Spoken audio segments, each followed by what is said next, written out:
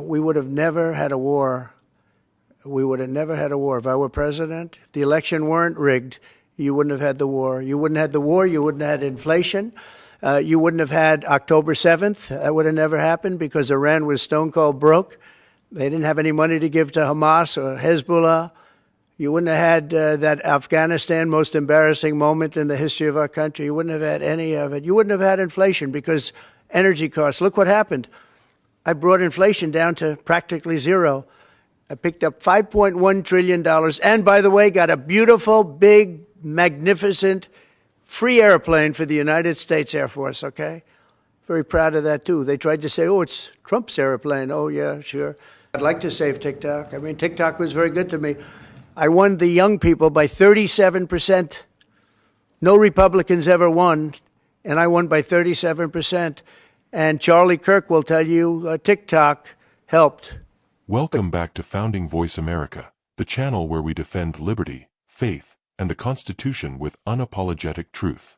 Today, we're diving into one of the most pivotal moments in American political history, Ronald Reagan's 1964 speech, A Time for Choosing.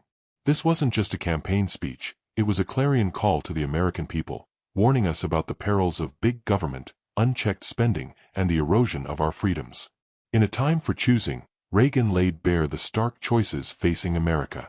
He warned against the expansion of federal power, the dangers of socialism, and the loss of individual liberties. He emphasized that the government doesn't have its own money, it only has what it takes from the people. Reagan's message was clear: the more the government takes, the less freedom we have. He also highlighted the moral responsibility we have to future generations. Every dollar of debt we accumulate is a burden we place on our children and grandchildren.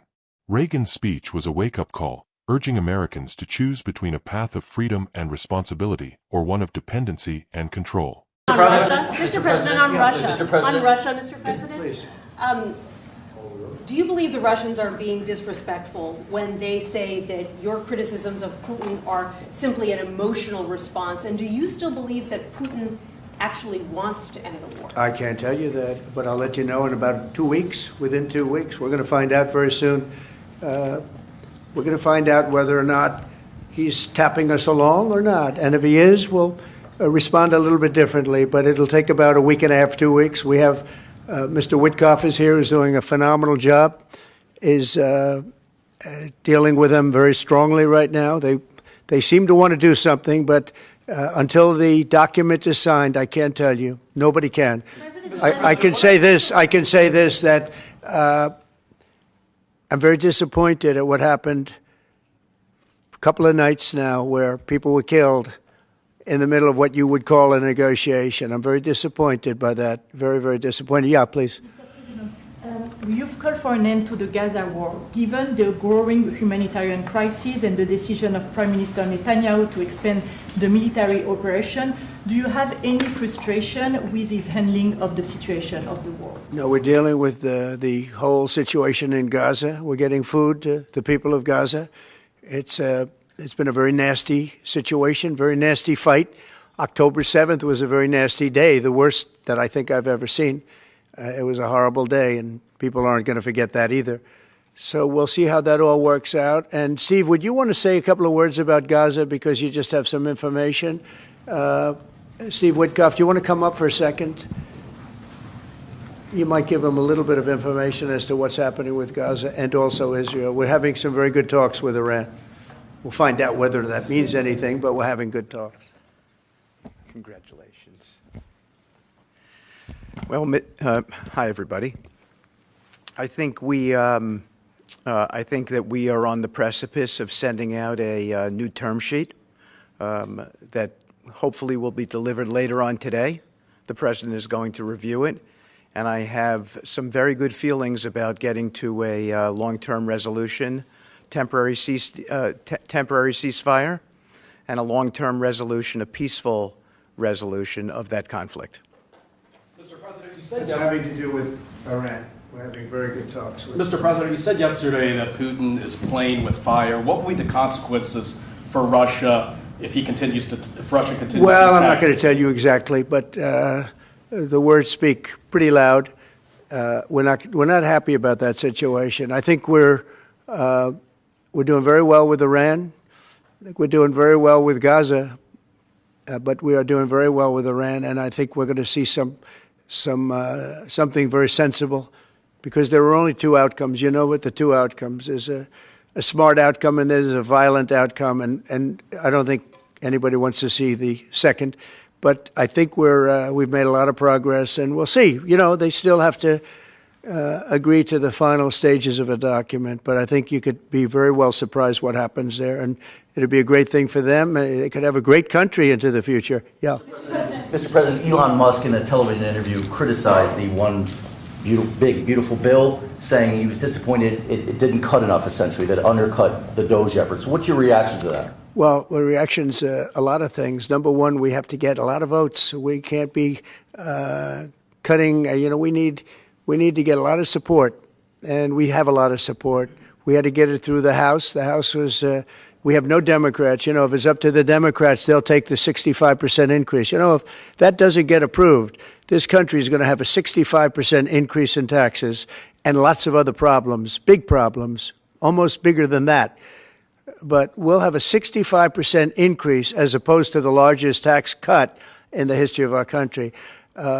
We will be negotiating that bill, and I'm not happy about certain aspects of it, but I'm thrilled by other aspects of it. That's the way they go. It's very big. It's the big, beautiful bill, but the beautiful is because of all of the things we have. The biggest thing being, I would say, the level of tax cutting that we're going to be doing. We're going to make people really be able to. We'll have the lowest tax rate we've ever had in the history of our country, and tremendous amounts of benefit are going to the middle-income people of our country, low and middle-income people of our country.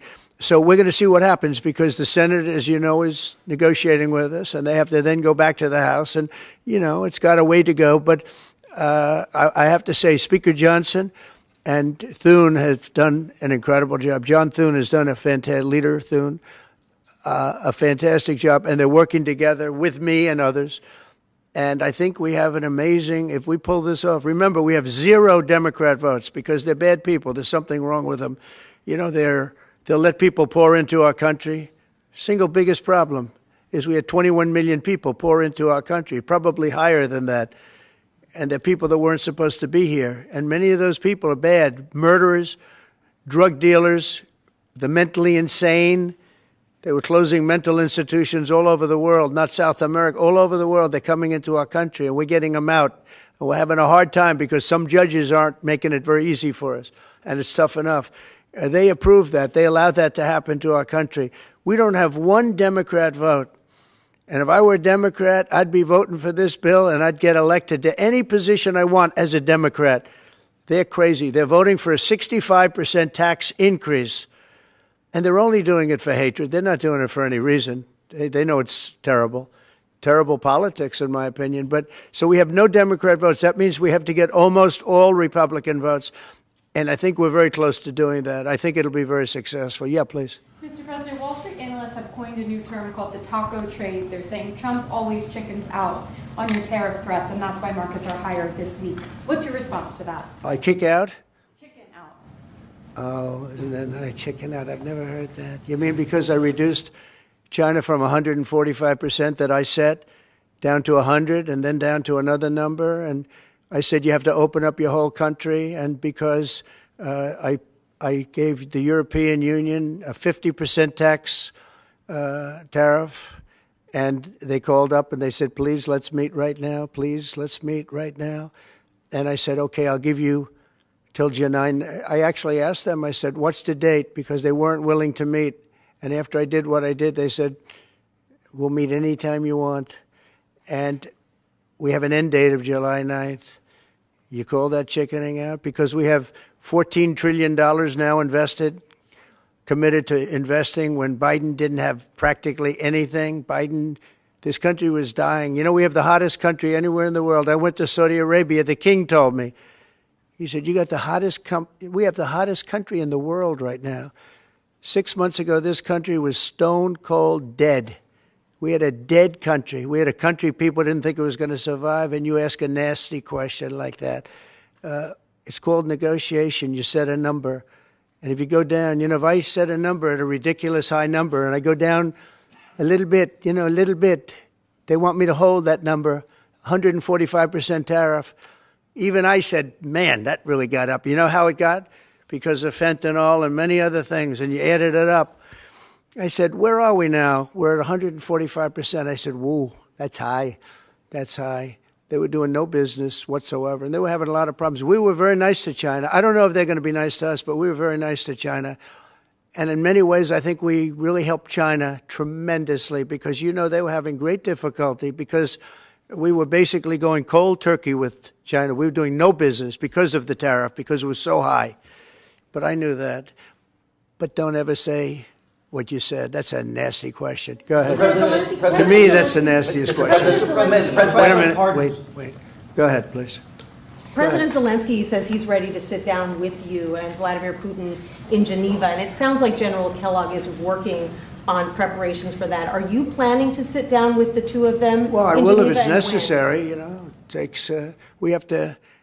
I think I'm at this point. I wish it would have been that way a couple of months ago, but at this point, we're working on President Putin, and we'll see where we are. I think we're doing fine, but we'll see. I don't like what's happening. That's one thing I'll say. I don't like when I see rockets being shot into cities. That's no good. We're not going to allow it. You've always said that the war never would have started if you were would have never happened, and it didn't happen. He doesn't seem willing to do anything that you want him to do. Do you still believe that he wouldn't have launched the war? No. We would have never had a war. We would have never had a war. If I were president, if the election weren't rigged, you wouldn't have had the war. You wouldn't have had the war. You wouldn't have had inflation. You wouldn't have had October 7th. That would have never happened because Iran was stone cold broke. They didn't have any money to give to Hamas or Hezbollah. You wouldn't have had that Afghanistan most embarrassing moment in the history of our country. You wouldn't have had any of it. You wouldn't have had inflation because energy costs. Look what happened. I brought inflation down to practically zero. And all of the groceries and all of the eggs and all of the things that you've been hearing about, they're back down. They're way down from where they were. I did something in 4 months that nobody's seen. And I have to say, in 4 months, and I said it before, and everyone's talking about it all over the world, we've got the hottest country anywhere in the world right now. We're the only country anybody's even talking about. All right, please go ahead. What stopped you from imposing new sanctions on Russia? Only the fact that if I think I'm close to getting a deal, I don't want to screw it up by doing that. Let me tell you, I'm a lot tougher than the people you're talking about, but you have to know when to use that. If I think it's going to hurt a deal, this isn't my war. This is Biden's war, Zelensky's war, and Putin's war. This isn't Trump's war. I'm only here for one thing, to see if I can end it, to save 5,000 lives a week and a lot of money, the money being much less important because I made that money. I went to Saudi Arabia, Qatar, and UAE, and we brought back $5.1 trillion. So I made that money in about 2 hours, the money that we're talking about, but it's still think of it, $300 billion we've spent with no checks, no balances. They just send cash. You can imagine what's happened to that money. I never saw anything like it in my life, but I'm more interested because I picked up $5.1 trillion and, by the way, got a beautiful, big, magnificent, free airplane for the United States Air Force, okay? Very proud of that, too. They tried to say, oh, it's Trump's airplane. Oh, yeah, sure. It's too big. It's frankly, it's too big, much too big. When can we expect that to be the Air Force One? Well, it's here already. Yeah. It's in the country. It's being refitted for military standard. How much will it cost to refit it? Oh, I don't know. Whatever it is, a hell of a lot less than building a new one. We're waiting too long from Boeing. Boeing has got to get its act together. Yeah. Sir, on Nippon Steel, this arrangement that was just announced in the golden share, is that an arrangement you would consider for TikTok as well? Nothing to do with TikTok. Totally different kind of a deal. We'll have to get, to do it properly, we'll probably have to get China's approval. China's never easy. China's never easy. But I think we'll be able to save TikTok. I'd like to save TikTok. I mean, TikTok was very good to me. I won the young people by 37%. No Republicans ever won, and I won by 37%. And Charlie Kirk will tell you TikTok helped, but Charlie Kirk helped also. Oh, he just happens to be here. Look at it. He loves that we mentioned that name, right, Charlie? He's done great, and I appreciate all the help. But with young people, we won by 37%, Charlie, and you helped. But TikTok was amazing, and he was the first one. He said, "Get on TikTok." So I have a little bit of a warm spot. I know I shouldn't. They'll say quid pro quo, put him in jail for the rest of his life. Quid pro quo. No, TikTok was very good to me. I won young people. I don't know if it was because of TikTok, but it was something happened. No Republican has ever won they call them young people. Young people, you can define it a lot of different ways, but I won every age group in young people. And it never happened, and won by 37%. That's a lot. Yeah. Back on Iran, did you warn Prime Minister Netanyahu against taking some sort of actions that could disrupt the talks there in a phone call last week? Well, I'd like to be honest. Yes, I did. Next question, please. Just last on sanctions. I did, yeah. If Senate Republicans want to push It's not a warning. I said I don't think it's appropriate. What exactly did you tell him? Did you I just said I don't think it's appropriate. We're having very good discussions with him, and I said I don't think it's appropriate right now. Because if we can settle it with a very strong document, very strong, with inspections and no trust. I don't trust anybody. I don't trust anybody. So no trust. I want it very strong where we can go in with inspectors. We can take whatever we want. We can blow up whatever we want, but nobody getting killed. We can blow up a lab, but nobody's going to be in the lab, as opposed to everybody being in the lab and blowing it up, right? Two ways of doing it. Yeah, I told him this would be inappropriate to do right now because we're very close to a solution. Now, that could change at any moment. Could change with a phone call. But right now, I think they want to make a deal, and if we can make a deal, save a lot of lives. When do you think a deal could happen on Iran? On which?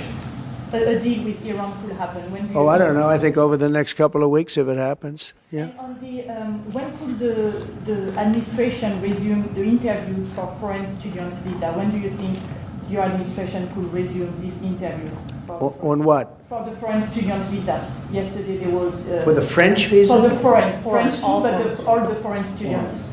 Oh, for the foreign visas? What are you referring? Foreign visas for what? Are you talking about for colleges? Okay, so you're off of Israel. Now you're talking about colleges, right? Yes, now. Okay. Well, we're going to see. Look, Harvard has been a disaster. They've taken $5 billion plus. $5 billion. Nobody knew that they were making this kind. If we didn't do this, we would have never found this out, Pam. They're taking $5 billion. And I'd rather see that money go to trade schools. And by the way, they're totally anti-Semitic at Harvard, as you know, and some other colleges too, in all fairness to them. And it's been exposed, very exposed. And I think they're dealing very badly. Every time they fight, they lose another $250 million. Yesterday we found another $100 million. And they have, they have a fund, an endowment, $52 billion. All right? They get a lot of that from the United States. And I think it's ridiculous. I think everyone's coming up to me saying, we love the idea of trade schools with that kind of money, and money from others, but money from them.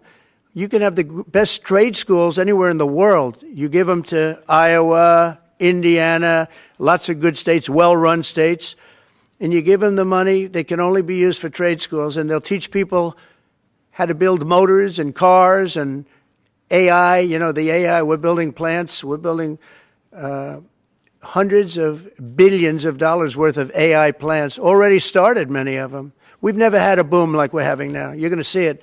There's never been anything like it. So we're up to about $14 trillion in investments. There's never been anything even close. You look at Biden, this guy, they had people leaving as opposed to investing. And they're doing it because of November 5th, and they're doing it because of the tariffs. The tariffs have been tremendous. I can promise you, and I have great respect for the people at the European Union, they wouldn't be over here today negotiating if I didn't put a 50% tariff on. The sad thing is now when I make a deal with them, it's something much more reasonable.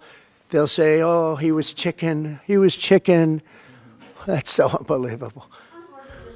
I usually have the opposite problem. They say you're too tough. Mr. President, on Harvard, there were some Jewish students protesting on campus yesterday. They said they don't want you making these huge cuts, cutting off student visas to Harvard in their name, because they feel Harvard like has it to makes show them us. more of a target. Okay, Harvard has to show us their lists. They have foreign students. About 31% of their students are foreign-based, almost 31%.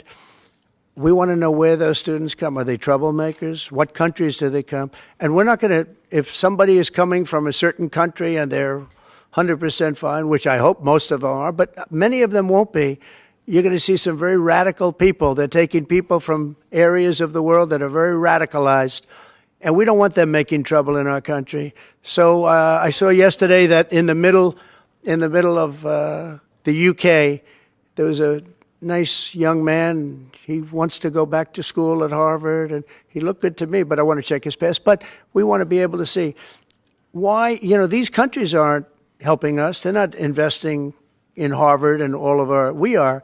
So why would 31%, why would a number so big? I think, number one, I think they should have a cap of maybe around 15%, not 31%. We have people who want to go to Harvard and other schools. They can't get in because we have foreign students there. But I want to make sure that the foreign students are people that can love our country. We don't want to see shopping centers exploding. We don't want to see the kind of riots that you had.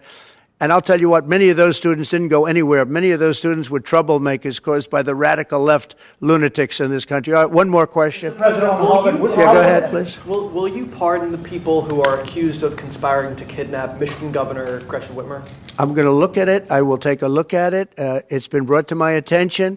I did watch the trial. It looked to me like somewhat of a railroad job. I'll be honest with you. It looked to me like some people said some stupid things. They were drinking, and I think they said stupid things. But I'll take a look at that. And a lot of people are asking me that question from both sides, actually. A lot of people think they got railroaded. A lot of people think they got railroaded. And probably some people don't. One more. Go ahead. How will the confrontation with Harvard end? Do you foresee? I don't know. I don't know. Harvard's got to behave themselves. Harvard is treating our country with great disrespect, and all they're doing is getting in deeper and deeper and deeper. They've got to behave themselves. I'm looking out for the country and for Harvard. I want Harvard to do well. I want Harvard to be great again, probably, because how could it be great? How could it be great when you have Harvard announced 2 weeks ago that they are going to teach remedial mathematics, remedial, meaning they're going to teach low-grade mathematics, like 2 + 2 is 4. How did these people get into Harvard if they can't do basic mathematics? How did they do it? I mean, people with 1,600 in their boards don't get in, and they're letting people in, and they're bragging about how they're teaching them basic mathematics. Where did these people come from? So we have to look at the list, and Harvard has to understand the last thing I want to do is hurt them. They're hurting themselves. They're fighting. Columbia has been really, they were very, very bad what they've done. They're very anti-Semitic and lots of other things. But they're working with us on finding a solution. And, they're taking off that hot seat. But Harvard wants to fight. They want to show how smart they are, and they're getting their ass kicked. Thank you very much, everybody. Thank you, guys. Thank you, guys. Headed right back out this door. Thanks, guys. Thank you. Fast forward to today, and Reagan's warnings have become our reality. The federal government has ballooned in size, with trillions in debt and a bureaucracy that intrudes into every aspect of our lives. We've seen the rise of socialist policies that threaten to undermine our free market system and individual liberties. The COVID-19 pandemic exposed just how far the government is willing to go to control our lives, from lockdowns to vaccine mandates. We've witnessed censorship of dissenting voices, attacks on religious freedoms, and an education system that prioritizes indoctrination over critical thinking. Reagan's message is more relevant now than ever. We're at a crossroads, and we must choose between preserving our constitutional republic or succumbing to the allure of big government and socialism. Reagan Library. As patriots, it's our duty to stand up for the principles that made America great. We must advocate for limited government, fiscal responsibility, and the protection of individual liberties. We need to hold our elected officials accountable and demand that they uphold the Constitution. We also have a responsibility to educate our fellow citizens, especially the younger generation, about the importance of freedom and the dangers of government overreach. We must counter the narratives that promote dependency and victimhood with messages of empowerment and self-reliance. Reagan reminded us that freedom is never more than one generation away from extinction. It's not passed down in the bloodstream, it must be fought for, protected, and handed on for them to do the same. In conclusion, A Time for Choosing wasn't just a speech, it was a prophetic warning and a call to action. Reagan's words resonate today as we face challenges to our freedoms and way of life. It's up to us, the patriots of this generation, to heed his warning and choose the path of liberty. Reagan Library. Thank you for joining us on Founding Voice America. If you found this video insightful, please like, share, and subscribe. Together, let's keep the flame of liberty burning bright.